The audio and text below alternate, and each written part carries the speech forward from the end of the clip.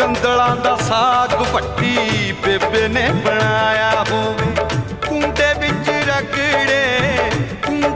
ਰਗੜੇ ਮਸਾਲੇ ਦਾ ਸਵਾਦ ਹੋਵੇ। ਆਪਣਾ ਪੰਜਾਬ ਹੋਵੇ, ਘਰ ਦੀ ਸ਼ਰਾਬ ਹੋਵੇ। ਆਪਣਾ ਪੰਜਾਬ, ਆਪਣਾ ਪੰਜਾਬ।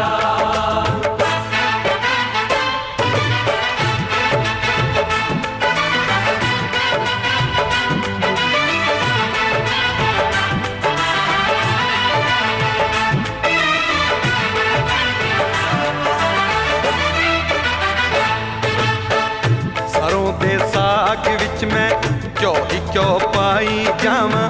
ਮੱਕੀ ਦੀਆਂ ਰੋਟੀਆਂ ਨੂੰ ਬਿਨਾਂ ਗਿਣੇ ਖਾਈ ਜਾਵਾਂ। ਸਰੋਂ ਦੇ ਸਾਗ ਵਿੱਚ ਮੈਂ ਘਿਓ ਹੀ ਘਿਓ ਪਾਈ ਜਾਵਾਂ।